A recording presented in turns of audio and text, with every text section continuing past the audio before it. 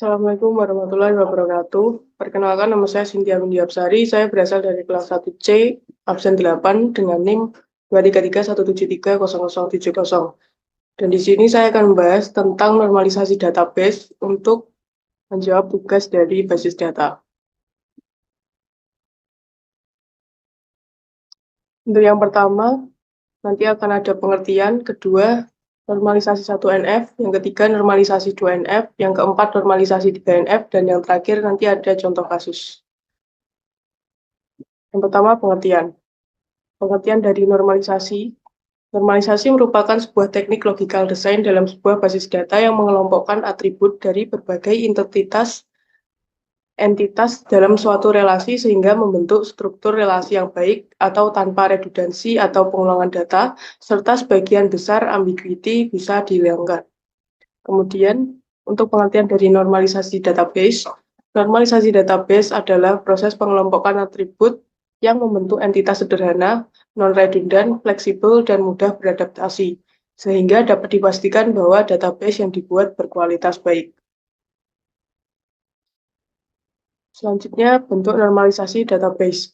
Normalisasi database terdiri dari banyak bentuk. Dalam ilmu basis data ada setidaknya 9 bentuk normalisasi yang ada, yaitu 1NF, 2NF, 3NF, EKNF, BCNF, 4NF, 5NF, DKNF, dan 6NF. Dan di sini yang akan dibahas adalah normalisasi 1NF, 2NF, dan 3NF. Untuk yang pertama, normalisasi 1NF atau first normal form. Suatu data dikatakan 1NF jika dan hanya jika setiap atribut dari data tersebut hanya memiliki nilai tunggal dalam satu baris. Intinya pada tahap 1NF ini tidak diperbolehkan ada grouping data ataupun duplikasi data. Dan ini ada contoh data yang belum memenuhi normalisasi 1NF. Dan di sini pada bagian spesifikasi terdapat 3 atribut, yaitu RAM, prosesor, dan SSD. Selanjutnya, nah ini adalah contoh data yang sudah memenuhi normalisasi 1NF. Karena 1NF tadi tidak boleh ada atribut yang grouping atau duplikasi data, maka ini dipecah lagi, RAM sendiri, prosesor sendiri, dan storage sendiri.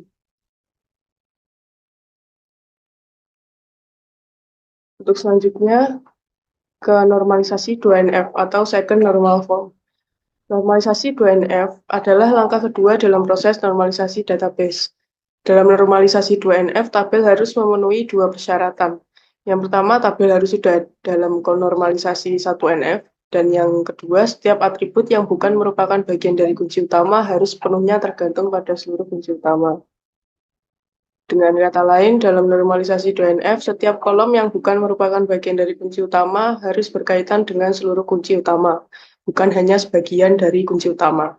Jadi dalam normalisasi 2NF, kita memastikan bahwa tidak ada dependensi parsial di mana sebagian dari kunci utama mengontrol atribut non-kunci. Dari data yang sebelumnya sudah ada di normalisasi 1NF, ini akan dilakukan normalisasi 2NF. Jadi nanti dipecah untuk ada tabel merek laptop dan tabel spesifikasi laptop sendiri. Dan untuk kuncinya berada pada ID laptop. Untuk tabel merek laptop terdiri dari ID laptop dan merek, dan spesifikasi terdiri dari ID laptop, RAM, prosesor, dan storage. Kemudian normalisasi 3NF, third normal form. Normalisasi 3NF adalah tingkat normalisasi dalam desain database yang memastikan setiap kolom yang bukan kunci utama tidak bergantung pada kolom yang bukan kunci utama lainnya. Dengan kata lain, setiap atribut non-kunci harus bergantung secara langsung hanya pada kunci utama tabel dan tidak pada atribut non-kunci lainnya. Konsep ini bertujuan untuk menghilangkan transitive dependency, yaitu ketergantungan di antara kolom-kolom non-kunci yang dapat diwakilkan oleh kunci utama. Ini membantu mengurangi redundansi dan meningkatkan integritas data dalam database. Dan dalam normalisasi 3NF ini, setiap tabel dalam database diharapkan memenuhi 2 syarat. Yang pertama, berada dalam normalisasi 2NF, dan yang kedua, tidak ada ketergantungan transitif antara atribut-atribut non-kunci. Dengan memastikan bahwa setiap tabel memenuhi persyaratan normalisasi 3NF, desain database menjadi lebih efisien, konsisten, dan mudah dipelihara. Lanjut ke contoh. Nah, ini contoh data yang belum memenuhi normalisasi 3NF. Ini mengambil dari data yang belum tadi. Kemudian dipecah menjadi 3 bagian. Yang pertama, tabel merek laptop berisi ID laptop dan mereknya. Dan yang kedua, tabel penyimpanan laptop berisi ID laptop dan storage. Dan yang terakhir, ada tabel spesifikasi laptop berisi ID, RAM, dan prosesor. Dan yang terakhir, ini ada contoh kasus. Saya mengambil contoh kasus informasi pesanan toko elektronik. Nah, ini adalah tabel pesanan sebelum dilakukan normalisasi.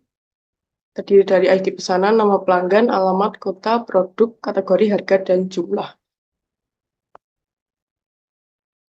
Nah, ini setelah dinormalisasi 1NF, pada bagian produk diubah menjadi nama underscore produk.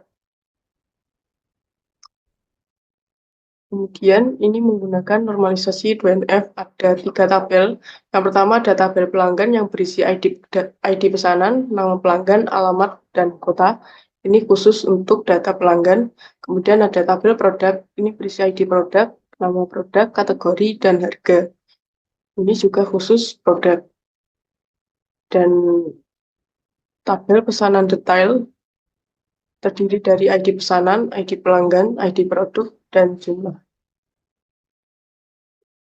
Nah, ini setelah dilakukan normalisasi 3NF, hasilnya akan sama seperti 2NF.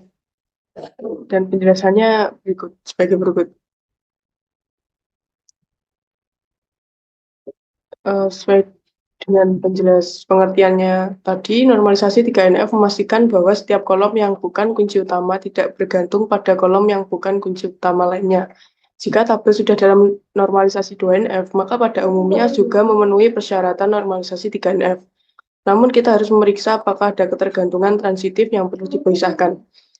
Dalam kasus tabel pesanan yang sudah ada dalam normalisasi 2NF, tidak ada ketergantungan transitif yang perlu dipisahkan. Karena setiap kolom yang bukan kunci utama, ID produk jumlah, bergantung langsung pada kunci utama, yaitu ID pesanan dan ID pelanggan. Dan tidak ada ketergantungan langsung pada kolom non-kunci utama lainnya. Jadi, hasil normalisasi 3NF pada tabel pesanan yang sudah ada dalam normalisasi 2NF akan tetap sama dengan tabel normalisasi 2NF tersebut. Dalam hal ini, tabel pesanan detail adalah tabel yang sudah ada dalam normalisasi 3NF. Untuk contoh penerapan normalisasinya ada 10 contoh. Yang pertama, toko online dengan data pelanggan, produk, dan pesanan. Yang kedua, sekolah dengan data siswa, guru, dan jadwal pelajaran. Dan yang ketiga, perusahaan dengan data karyawan, departemen, dan proyek. Yang keempat, rumah sakit dengan data pasien, dokter, dan riwayat penyakit. Dan yang kelima, ada perpustakaan dengan data buku, anggota, dan peminjaman. Kemudian restoran dengan data menu pelanggan dan pesanan. 7, bank dengan data nasabah, transaksi, dan rekening. Dan ke-8, universitas dengan data mahasiswa, mata kuliah, dan transkrip. Kemudian yang 9, perusahaan e-commerce dengan data pembeli, produk, dan transaksi. Dan yang terakhir ada stasiun televisi dengan data acara, penonton, dan iklan. Baik, saya rasa cukup sekian dari saya. Apabila ada salah kata, saya mohon maaf. Terima kasih. Wassalamualaikum warahmatullahi wabarakatuh.